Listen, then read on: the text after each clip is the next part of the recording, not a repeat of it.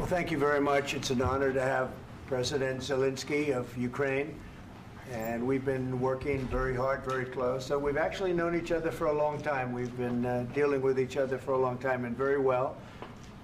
We had a little negotiation spat, but that worked out great, I think, for both countries, I think for the world, actually, beyond both countries. And we have something that is a very fair deal. And we look forward to getting in and digging and working and getting some of the rare earth. But it means we're going to be inside, and it's a big commitment from the United States, and we appreciate working with you very much. And we will continue to do that. We have had some very good discussions with Russia. I spoke with President Putin, and we're going to try and bring this to a close. It's something that you want and that he wants. We have to negotiate a deal. But we've started the confines of a deal, and I think something can happen. The big thing is the number of soldiers, mostly at this point, but soldiers being killed. You're losing thousands of soldiers. So on both sides, we're losing a lot of soldiers, and we want to see it stop. And we want to see the money get put to different kinds of use, like rebuilding. And we're going to be working very hard. But we've had a lot of very good conversations. I will say until we came along, the Biden administration didn't speak to Russia whatsoever. They didn't speak to anybody. They just allowed this to continue. And I will say that, I'll say in front of you, you've heard me say it 1,000 times, if I were president, this war would have never happened. We would have had a deal negotiated for you without having to go through what you've gone through. But your soldiers have been unbelievably brave. We've given them great equipment, but somebody has to use the equipment. They've been unbelievably brave, and we give them great credit. This was supposed to be over very quickly, and here we are 3 years later. So I give tremendous credit to your generals and your soldiers and yourself in the sense that it's been very hard fighting, very tough fighting. They're great fighters. And you have to be very proud of them from that standpoint. But now we want to get it over with.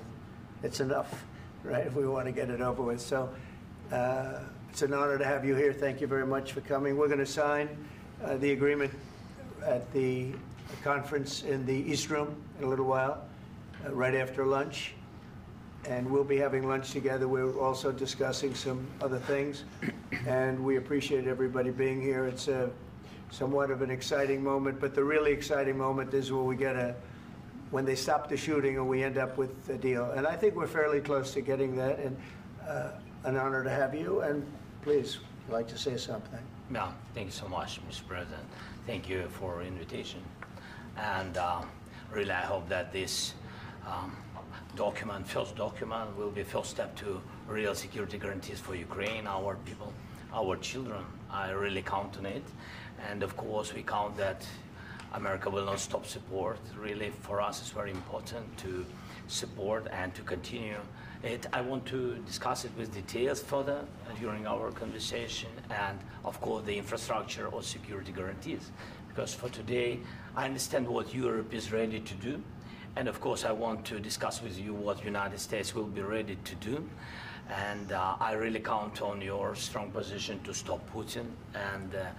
And you said that enough with the war. I think that is very important, Ben, to say these words to Putin at the very beginning of war, because he is a killer and terrorist. But I hope that together we can stop him. But for us, it's very important to, to save our country, our values, our freedom and democracy, and of course, no compromises with the killer about our territories. But it will be later. And of course, what I wanted, we spoke about it by phone with you, about the drones production. We have very good drones production. I think the best one in the world for today because of the war. Yes, and of course, we need very much the air defense. You have the best air defense in the world, and really you helped us under attacks of Russians. And I want to speak how we can exchange the licenses. We're open to share the licenses of all our drones with you, of course, with the United States. And we need licenses for quick production of air defense. Even after the war, we need our nation to be calm, that we are secure. So that's why we need this air shield. And of course, about this I want to speak about the contingents. I think that France and UK already spoke to you, and we know that Europe is ready, but without the United States, they will not be ready to be as strong as we need. And the last point, last not least, about exchange, about our people and children. And you know that these crazy Russians, that they stolen 20,000 of children, Ukrainian children. They changed their names, they changed their families, relatives, and now they're in Russia. We want to bring them back. And really, it's a big, big dream, task and goal for me and our warriors. By the way, Mr. President, we released more than 4,000 warriors from Russian prison, but there are thousands more in the prison. I wanted to share with you some images. How it's can I now? Yeah, please. Have I? Please. Some minute, 1 minute, 1 minute. Just you to understand in what circumstances, in what situation they are, and what the attitude of Russia to our prisoners. That guys, just you before and after. And you see before and after, just you to understand. Now thousands of such guys, ladies and men, there, and that, so they don't eat, they beat them, and they, they do a lot of, bad things. So out of, even during the war, there are rules. Everybody knows there are rules during the war. So these guys, they don't have any rules. You see that, 50, 60 kilograms left, and a lot of such things. And I didn't want to show you what the changes with images of children, because I will just share with you. And I mean, it's looking tragic. Yep, that's tough stuff. Yeah, I wanted very much to give you, and you see it. Yeah. This is pastor, by the way. They stolen pastors because it's not Russian church. They stolen pastors and moved pastors to the prison. At the end of last year, we brought 3 pastors, and we could exchange them. And this is pastor, you see. Yeah, that's tough. Yeah. So I mean, this I wanted to show you, and this. So thank you very much. We want to get that ended, right? Yeah. Of course, we And want. I think we will. And We have to, of course. do you have any questions, please? Mr. President, thank you, Mr. President. With the, how much money is the U.S. going to put into the fund that is being created today, and how does this provide long-term security for Ukraine? Well, we don't know exactly how much, because we're going to be putting some money in a fund that we're going to get from the raw earth that we're going to be taking and sharing in terms of revenue. So it's going to be a lot of money will be made from the sale and from the use of raw earth. And as you know, our country doesn't have much raw earth. We have a lot of oil and gas, but we don't have a lot of the raw earth. And what we do have is protected by the environmentalists, but that can be unprotected, but still it's not very much. They have among the best in the world in terms of raw earth. So we're going to be using that, using it for all of the things we do, including AI and including weapons and the military, and it's really going to very much satisfy our needs. So it's something that just worked out really well. We have a lot of oil, and we have a lot of gas, we have a lot, but we don't have raw earth. So this has just about every component of the raw earth that we need for computers, for all of the things we do. This puts us in great shape. And on long-term security for Ukraine, how does this provide it? I think they're going to have great luck. I think once we make the agreement, that's going to be 95% of it. They're not going to go back to fighting. I've spoken with President Putin, and I feel very strong. I've known him for a long time, and I feel very strongly that they're very serious about it. And we'll make a deal. And when the deal is made, I don't think, we talk about security. Everyone's talking about the other day, all they talked about was security. I said, let me make the deal first. I have to make the deal first. I don't worry about security right now. We have to have a deal, because right now, last week, 2,000 soldiers died on both sides. 2,000. And they're losing 1,000, 2,000, 3,000 a week. So as we sit here and we talk, people are getting shot and dying on the battlefield. And, you know, they're not American soldiers, but they're Russian soldiers and they're Ukrainian soldiers, and we want to be able to stop it. And we want to be able also to spend money on other things. We don't want to, this is a tremendous amount of money. And what the Biden administration did was terrible. They were giving money, but he had no security on the money.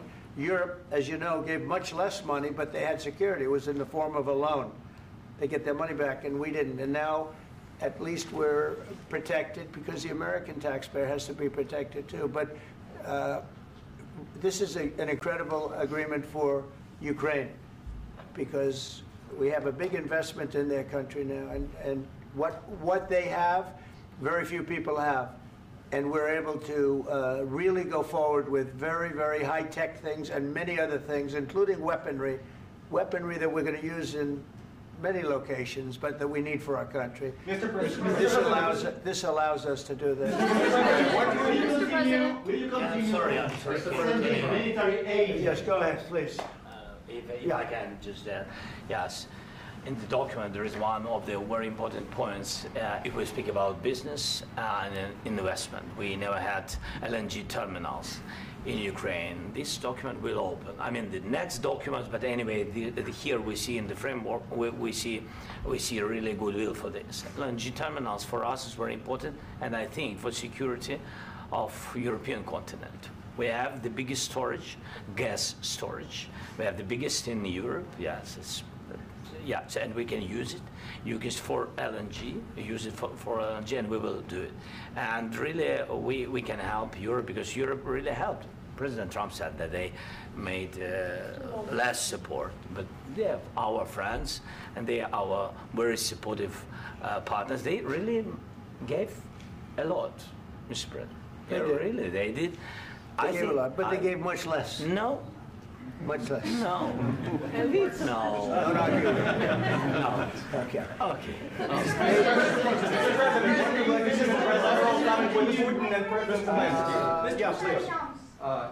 Mr. President Trump, you have repeatedly called the deal with Ukraine as a historical one.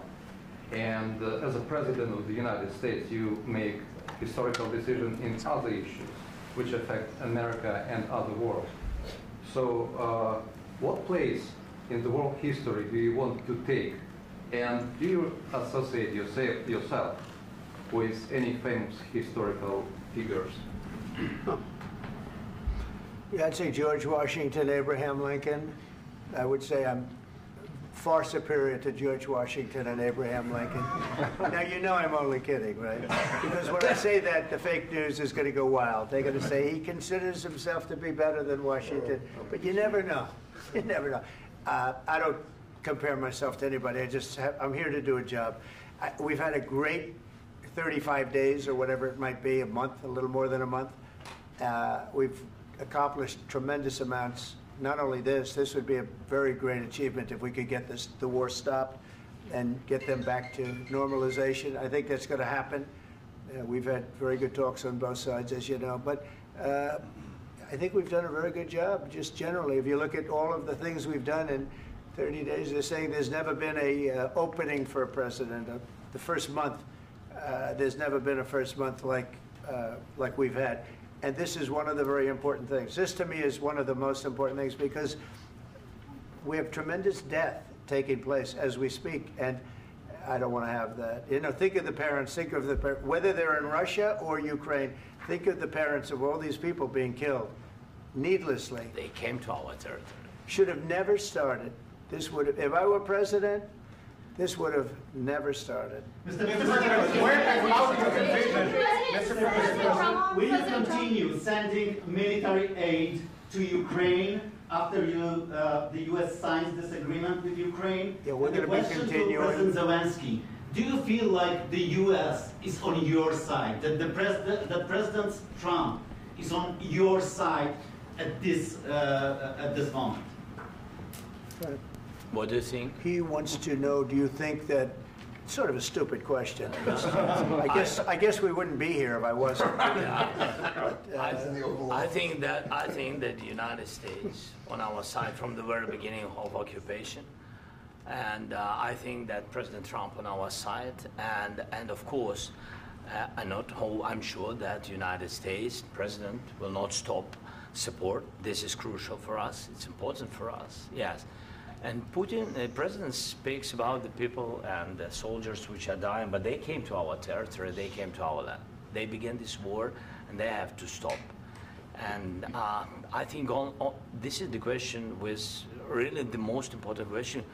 Can President Trump, I hope yes, with some other allies, to stop Putin, withdraw these enemies, our enemy, withdraw these troops from our land? And I think that you asked about the history, I think that if President, or when, he will stop Putin, if President Trump will bring peace to our country, I think he will be on this wall. We've had very, very good talks. What about military aid to Ukraine? President Zelensky just said that there will be no compromises with Vladimir Putin. I just wanted to ask both of you, firstly, are there compromises that you think that President Zelensky is going to have to make? And President Zelensky, is there anything that you think you may be able to offer or bring to the table, for example, elections? Thank you. I think you're going to have to always make compromises. You can't do any deals without compromises. So certainly he's going to have to make some compromises, but hopefully they won't be as big as some people think you're going to have to make. That's all. That's all we can do. I'm here as an arbitrator, as a mediator to a certain extent between two parties that have been very hostile, to put it mildly. They've been very hostile. This has been a vicious war. This has been a vicious war. You know, it's a very level battlefield, and those bullets go out, and as I've said many times, we were talking about it with Pete, many times the only thing stopping those bullets is a human body. And in the case we're talking about, generally young human bodies are stopping a lot of bullets. It's dead level. That's why it's great farmland. It's great land. It's great farmland, but there's very little protection against the bullets that are being, and other things that are being shot. So all I can do is see if I can get everybody at the table and get an agreement. And I think we're going to end up with an agreement. Otherwise, I wouldn't probably be even here today. Mr. President, I've got two questions for you. You think ultimately your legacy will be the peacemaker and not the president that led this country into another war and ended foreign wars? And I've got a question. I hope it will. I mean, I hope I'm going to be remembered as a peacemaker. This would be a great thing if we could do this. I'm doing this to save lives more than anything else. Second is to save a lot of money, but I consider that to be far less important. So I hope I'm going to, thank you, Brian, for that question. It was a nice question. I hope I'll be known and recognized as a peacemaker. This would be a great thing to solve. This is a very dangerous situation. You know, this could lead to a third world war. This was headed in the wrong direction. If this election were lost, if we didn't win this election, and we won it by a lot, that was a mandate. We won every swing state. We won the popular vote by millions and millions of votes. We won everything. The districts, you look at the areas of red, take a look at a map. This was a big mandate, and this was one of the things. I said, we're going to get this thing settled. If we didn't win, I think this could have very well ended up in a third world war, and that would not have been a good situation. What was your second question? And my second question for President Zelensky, why don't you wear a suit? You're at the highest, why don't you wear a suit? You're at the highest level in this country's office, and you refuse to wear a suit. Just want to see if do you own a suit? Yeah, problems. A lot of Americans have problems with you not respecting the dignity of this office. I will wear a costume after this war will finish. Okay. Yes, maybe something like yours. Yes. That'd be great. Maybe something better. I don't know. We will see. Maybe something cheaper than. Yeah. Thank you. Thank you. President Trump. Thank you, President Trump. You said yesterday that you have. Are you going to send more arms to Ukraine in case there's no peace? Yeah, we're going to have arms to Ukraine. Yeah, sure. Hopefully, I won't have to send very much, because hopefully we're going to have it finished. We're looking forward to finishing this quickly. We're not looking forward to sending a lot of arms. We're looking forward to getting the war finished so we can do other things. But we very much appreciate the agreement, because we needed what they had, and we're treating, our country is now treated fairly. Biden didn't do that. He didn't know what the hell he was doing. This should have never happened. This should have never started. But, you know, sure, the answer is yes, but hopefully we won't have to send much because I'm looking forward to getting it done quickly, very quickly. Does that mean you'll provide security guarantees, Mr. President? I don't want to talk about security yet because I want to get the deal done. You know, you fall into the same trap like everybody else. A million times you say it over and over. I want to get the deal done. Security is so easy. That's about 2% of the problem. I'm not worried about security. I'm worried about getting the deal done. The security is the easy part. Security is very nice. Everybody stopped shooting. And now will Europe put people there? I know France is going to. I know the UK is going to. I know other countries are going to, and they happen to be right next door. We haven't committed, but we could conceivably. You know, we have security in a different form. We'll have workers there digging, taking the raw earth so that we can create a lot of great product in this country. So in that sense, you have something, but we haven't determined that yet. I will say, in speaking to France and in speaking to, and they were here, as you know, last week and just the other day, they have committed to a lot of security. I don't think you're going to need much security. I think once this deal gets done, it's over. Russia's not going to want to go back, and nobody's going to want to go back. When this deal ends, I really believe this deal is going to be over. Question? Yeah, please go ahead. Go ahead. Thank you. Mr. President, thank you. You had Mr. Macron and Keir Starmer at the White House this past week, both of whom praised your courage and conviction to lead the pathway towards peace. Yes. Part of that involved, though, re-engaging Russia in diplomatic relations, something that previous leaders lacked the conviction to do so. What gave you the moral courage and conviction to step forward and lead that? Well, I love this guy. Who are you with? One American News, sir. Well, that's why I like him. One American News does a great job. I like the question. I think it's a very good question. It's a pathway to peace. It's a pathway to getting something solved. And I feel that as the head of this country, I have an obligation to do that. Plus, you know, we're very much involved. We got involved. It's too bad we got involved because there should have been no involvement because there should have been no war. And there shouldn't have been October 7th. That would have never happened. As you know, Iran was broke. They had no money to give to Hezbollah. They had no money to give to Hamas. They were stone cold broke. And then under Biden, they became rich as hell. They went from no money to $300 billion in a period of 4 years. And they gave a lot of that money away, and you see what happened. And that's a real mess also that we hope to be able to solve. But no, I appreciate your question very much. I feel I have an obligation to try and do something to stop the death. If I can answer, yes, if I can answer, Please, sorry, go ahead. please. And I do like your clothing, by the way. Yeah, really? Even though I think he's a great guy, by the way. But I don't know if you two like each other. But you know what? I think he's dressed. I think he's dressed. I like this guy. I don't know I think him. he's dressed beautifully. So I have more serious things than answer on such Yeah, question. sure, that's I will okay. answer on more serious That's a good question if statement. I can. Yeah. So please, about security guarantees and about just ceasefire. We can't just speak about ceasefire and speak and speak. It will not work. Just ceasefire will not never work because I'm like a president. I have this experience, and not only me. Ukraine before my presidency, from the 2014, Putin broken 25 times. 25 times he broken his own signature. 25 times he broken ceasefire. But he never broke to me. He never broke to me. No, you were the president. He You never were the broke- president he during. never broke to me. In 2016, you've been the president, Mr. President. You've been the president, but he had, of course, not with you, but he had during those period. He had conversations with our side, and we had Normandy format. You know, the France, Germany, Ukraine, and Russia, and he broken 25 times. That's why we will never accept just ceasefire. It will not work without security guarantees. Security guarantees, maybe President is right about this document and other, but this document is not enough. Strong army is enough because his soldiers afraid, Putin's soldiers afraid of our soldiers when we're strong enough. If we are not strong enough, if we are empty, if our storage is empty, we can't defend our land.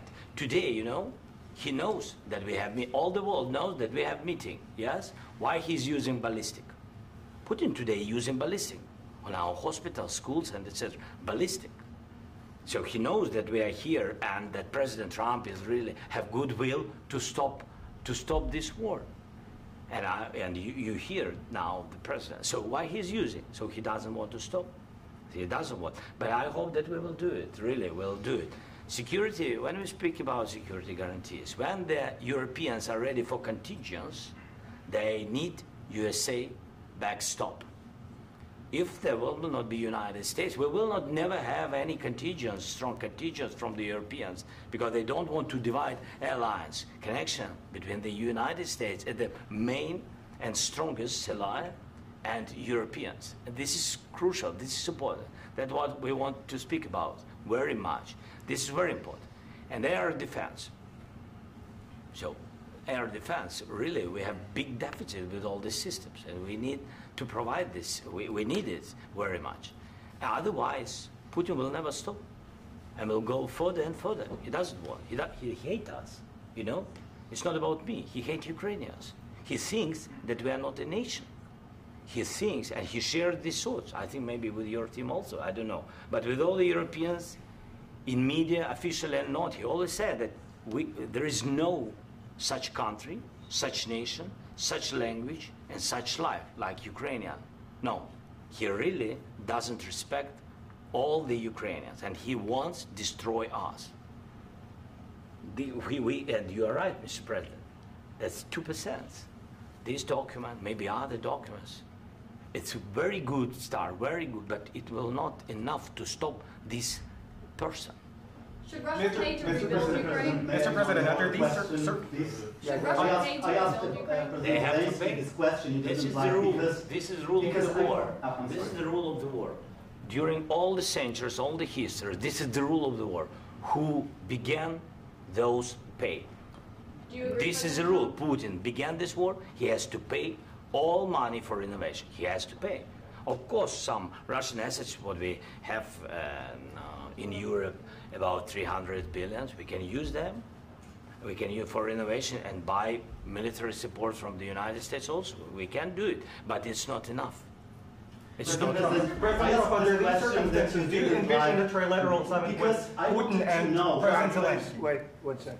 I asked this question that you didn't like because I wanted to know if you want to position yourself in the middle between Russia and Yes. Ukraine or on the Ukraine side. No, I'm in the middle. I want to solve this thing. I'm for both. I want to get it solved. And it's wonderful to speak badly about somebody else, but I want to get it solved. If we can solve it, great. If we can't solve it, they're going to have to fight it out, and who knows what's going to happen. But I want to see it get solved. May I follow up? One more question about U.S. troops in Europe. After Russian invasion of Ukraine, your predecessor sent additional troops to Eastern Europe, including Poland, my country. Yeah. Are you committed to keeping these troops on the eastern flank of NATO in the future? I'm very committed to Poland. I think Poland has really stepped up and done a great job for NATO. As you know, they paid more than they had to. They are one of the finest groups of people I've ever known. I'm very committed to Poland. What about Baltics? Poland's in a tough neighborhood, you know. What about the Baltics? The Baltics, they got a lot of, it's a tough neighborhood too, but we're committed. We're going to be very committed, and we're committed to NATO. But NATO has to step up, and the Europeans have to step up more than they have. And I want to see them equalize, because they are in for far less than we're in, and they should be at least equal. You understand that? Why is the United States, we have an ocean in between, why is the United States in for so much more money and other things as Europe? With that being said, and as you said, they've also been obviously very helpful, but we have put in far more than they have, and I think they should equalize. Mr. President, Yeah, please, go Can I ahead. ask you about the agreement again today? What changed between the first time that Secretary Bessent gave President Zelensky the agreement and today for the signing? We made a deal. So What was the I'm just- deciding factor? I'm a business person. We made a deal. That's what changed. A lot of the minerals. I didn't think we were going to make a deal, and We ended up making the deal, so that changed. Mr. President, what and how do you envision a trilateral summit with President Zelensky and Putin? I don't know, under but these well, they circumstances? don't like each other, I can tell you that. Okay? They do not like each other. This is not a love match, and it's unfortunate. That's why you're in this situation. The United States should not have allowed this to happen, okay? The United States, run by a man that didn't know much, I'm going to be very nice, run by an incompetent person, very incompetent person, should never have allowed this to happen.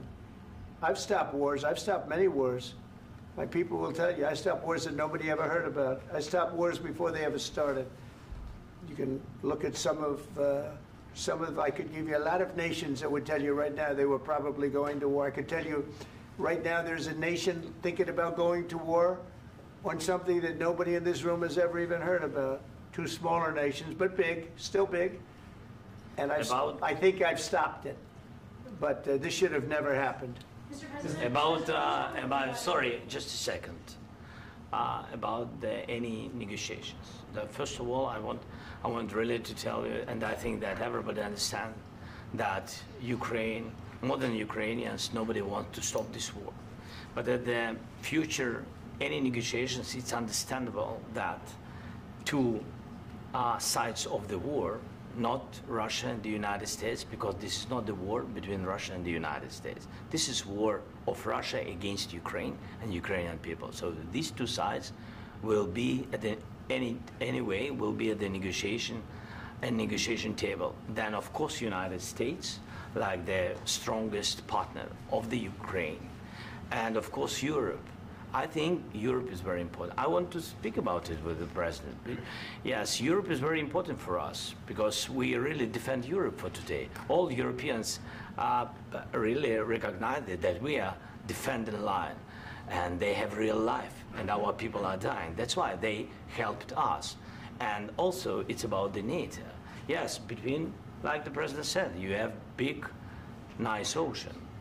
Yes, between us. But if we will not stay, Russia will go further to Baltics and to Poland, by the way. But first to the Baltics. It's understandable for them because they've been in the USSR. You know, they've been one of the republics of the USSR, and Putin wants to bring them back to his empire. It's a fact. And when he will go there, if we will not stay, you will fight. Your American soldiers, it doesn't matter, do you have ocean or not, your soldiers will fight. Mr. President, would you be willing to visit Ukraine, maybe Kyiv or Odessa, which is known to be at the Riviera or Black Sea? It was my question. I'm sorry. I don't want to talk about Odessa now. Let's not talk about Odessa. I want to talk about making a deal, getting peace. We don't have to talk about Odessa, but a lot of cities have been destroyed. A lot of cities that are not recognizable. There's not a building standing. No, and a lot of things. Mr. President, you have to come and to look. No. We have very good cities. Yes, a lot of things have been destroyed, but mostly cities alive, and people work, and children go to school. Sometimes it's very difficult. Sometimes closer to front line, children have to go to underground schools or online. But we live. Ukraine is fighting, and Ukraine lives. This is very important. And maybe it's Putin is sharing this information that he destroyed us. No, he lost 700,000 people, 700,000 soldiers. He lost everything. Yes. So. Mr. President, one more. I mentioned Poland. Please go ahead. When did you last speak with President Putin, and what did he say that? A couple of days ago. And what did he tell you that gave you the assurance that he wanted peace? Well, that's what I do. My whole life is deals. I know pretty good. And I've known him for a long time. I've dealt with him for a long time. He had to suffer through the Russia hoax. You know, Russia was a hoax.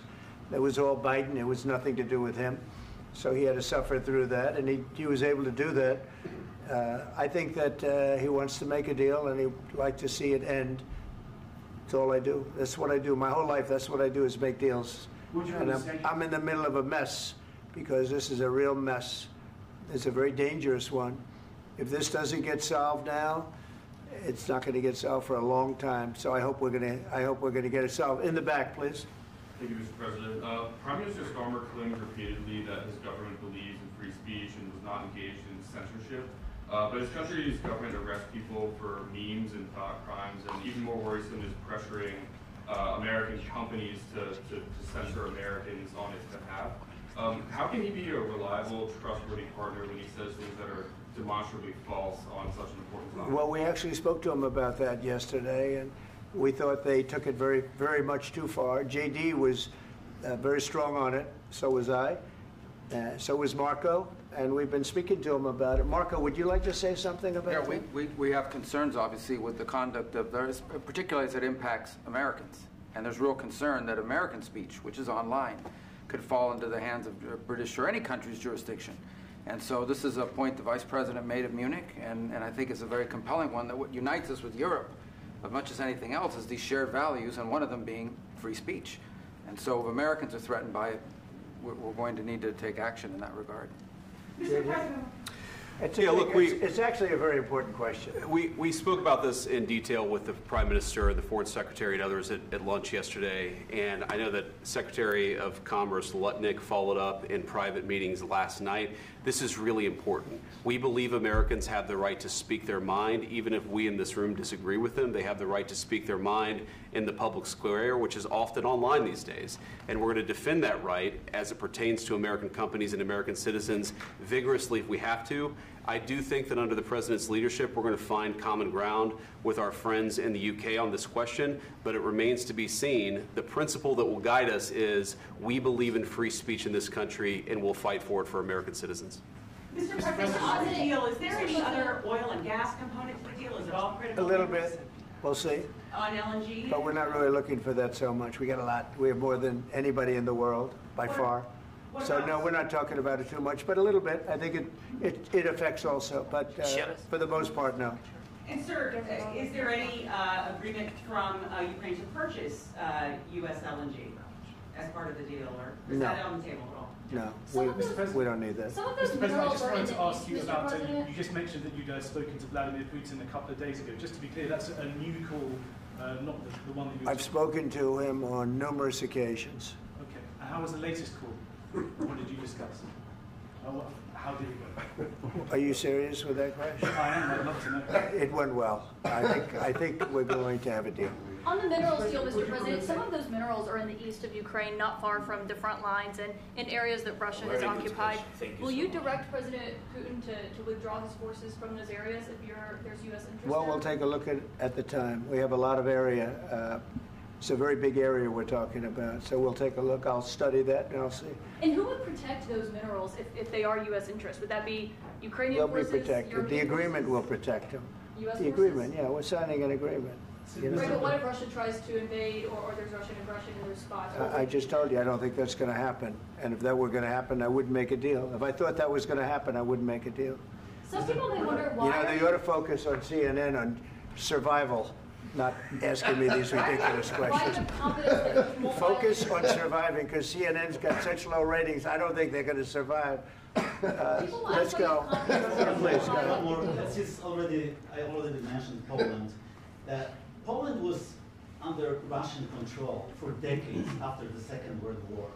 When I was a kid, I looked at the United States not only as a most powerful country, richest country in the world, the country that has great music, great movies, great muscle cars, but also as a force for good. And now I'm talking with my friends in Poland, and they are worried that you align yourself too much with Putin. What's your message for them? Well, if I didn't align myself with both of them, you'd never have a deal. You want me to say really terrible things about Putin and then say, "Hi, Vladimir, how are we doing on the deal?" That doesn't work that way. I'm not aligned with Putin. I'm not aligned with anybody. I'm aligned with the United States of America and for the good of the world. I'm aligned with the world, and I want to get this thing over with. You see the hatred he's got for Putin. It's very tough for me to make a deal with that kind of hate. He's got tremendous hatred, and I understand that, but I can tell you the other side isn't exactly in love with, him either. So it's not a question of alignment. I'm aligned with the world. I want to get the thing set. I'm aligned with Europe. I want to see if we can get this thing done. You want me to be tough? I could be tougher than any human being you've ever seen. I'd be so tough. But you're never going to get a deal that way, so that's the way it goes. All right, one more question. Hey, I will respond to this. So look, for 4 years in the United States of America, we had a president who stood up at press conferences and talked tough about Vladimir Putin, and then Putin invaded Ukraine and destroyed a significant chunk of the country. The path to peace and the path to prosperity is maybe engaging in diplomacy. We tried the pathway of Joe Biden of thumping our chest and pretending that the President of the United States' words mattered more than the President of the United States' actions. What makes America a good country is America engaging in diplomacy. That's what President Trump is doing. Can I ask you? Sure. Yeah? Yeah. Okay. So he occupied it, our parts, big parts of Ukraine, part of East and Crimea. So he occupied it on 2014. So during a lot of years, so I'm not speaking about just Biden, but those time was Obama, then President Obama, then President Trump, then President Biden, now the President Trump, and God bless, now President Trump will stop him. But during 2014, nobody stopped him. He just occupied and took. He killed people. You know what the contact line? 2015. 2014 and 2014. 2014. Yeah. So I was not here. Yeah, but that's exactly right. Yes, but during 2014 till 2022, yeah, the situation the same. The people are been dying on the contact line. Nobody stopped him. You know that we had conversations with him, a lot of conversation, my bilateral conversation, and we signed with him, me, like a new president. In 2019, I signed with him the deal. I signed with him, Macron and Merkel, we signed ceasefire. Ceasefire. All of them told me that he will never go. We signed with him with gas contract. Gas contract. Yes, but after that, he broken this ceasefire. He killed our people and he didn't exchange prisoners. We signed the exchange of prisoners, but he didn't do it. What kind of diplomacy, JD, you are speaking about? What do you mean? I'm talking about the kind of diplomacy that's going to end the destruction of your country. Yes, but if you Mr. President, with respect, I think it's disrespectful for you to come into the Oval Office and try to litigate this in front of the American media. Right now, you guys are going around and forcing conscripts to the front lines because you have manpower problems. You should be thanking the President for trying to bring an end to this conflict. Have you ever been to Ukraine that you say what problems we have?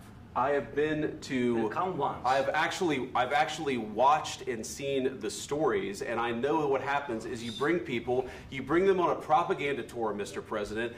Do you disagree that you've had problems bringing people into your military? And do you think that it's respectful to come to the Oval Office of the United States of America and attack the administration that is trying to prevent the destruction of your country?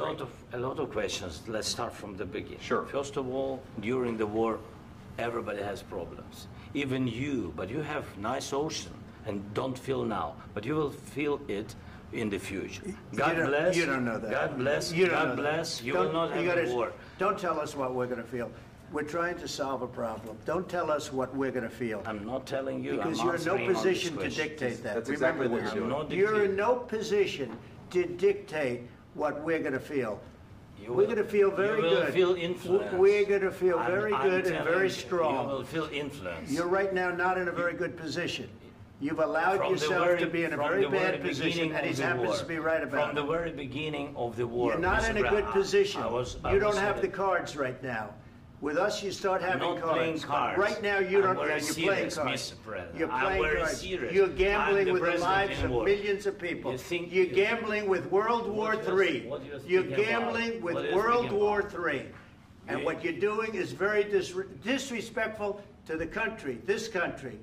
That's back to you. Far more than a lot of people said they should have. Have you said thank you once? This a entire lot of meeting? times. No, in this Even entire today. meeting, have you said thank Even you? today. You went to Pennsylvania and campaigned for the opposition in October. Offer some words of appreciation for the United States of America and the president who's trying to save your country. Please, you think that if you will speak very loudly about the war, you He's can... not speaking loudly. He's not speaking loudly. Your country is in big trouble. Can I Wait a answer? minute. No, Can you've I done a lot answer? of talking. Your country is in big trouble. I know. You're not I winning. know. You're not winning this. You have a damn good chance of coming out okay because of us. Mr. President, we are staying in our country, staying strong from the very beginning of the war. We've been alone, and we are thankful. I said thanks You haven't in been this alone. cabinet. You and haven't not been only alone. in this cabinet. We gave you, through I this said stupid president, $350 billion. You voted we gave for you your military president. equipment, You and you voted men for are your brave, president. but they had to use our military. What about West If people? you didn't have You our invited military me- equipment, You invited if me you to didn't speak. have our military equipment, this war would have been over in 2 weeks. In 3 days, I heard it from Putin. In 3 days, this is something Maybe new. less. In 2 weeks, of course, yes. It's going to be a very hard thing to do business like this. I Again, tell you. just say thank you. I said a lot of accept times that thank there, you accept to that- American people. Accept that there are disagreements, and let's go litigate those disagreements rather than trying to fight it out in the American media when you're wrong. We know that you're wrong. But you see, I think it's good for the American people to see what's going on. I understand, sir. I think it's I very understand. important. That's why I kept this going so long. You have to be thankful. You don't have the I'm cards. thankful. You're buried there. Your people are dying. tell you You're again, running I low know. on soldiers. Don't- Listen, don't please, you're running Mr. low on President. soldiers. It would be a damn good thing. Mr. And then President. then you tell us, I don't want a ceasefire. I don't want a ceasefire. I want to go and I want this. Look, if you could get a ceasefire right now, I tell you, you take it so the bullets stop flying and your men stop getting killed. Of course, we want to stop the war. But you're I saying said- you don't want a ceasefire. But I said to you, I want a with ceasefire. guarantees. Because you'll get a ceasefire faster than an agreement. Ask our people about ceasefire, what they think. That wasn't it doesn't with matter me. for you what That what wasn't is- with me.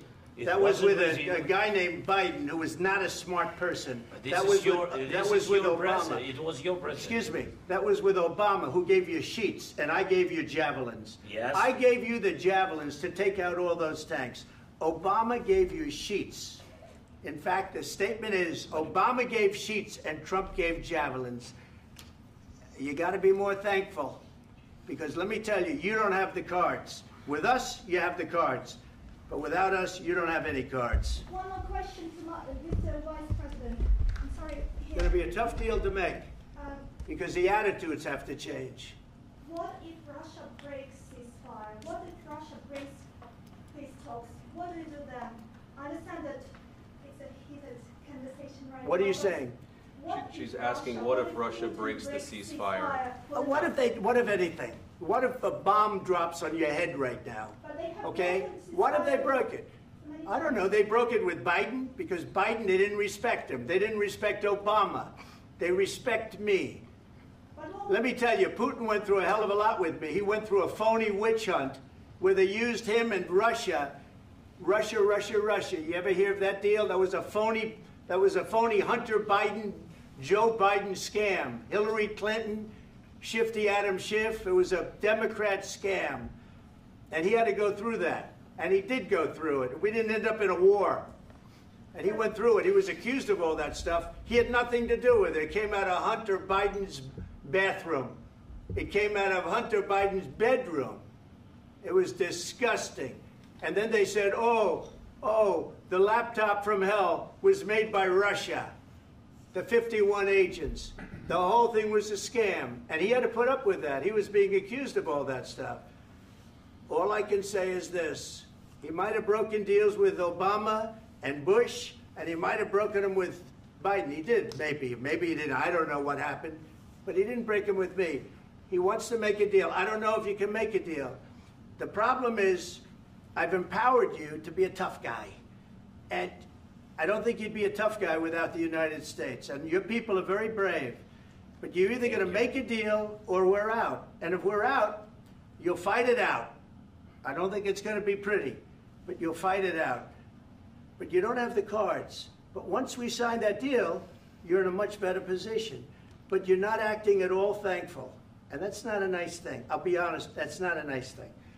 All right, I think we've seen enough. What do you think? Huh? This is going to be great television, I will say that. All right. We'll see what we can do about putting it together. Thanks, sir. I know this is and I need the back of this. We'll see. I don't know. All right, guys, come on. Wait. Hey, let's go. Guys, come Come on, let's move, please.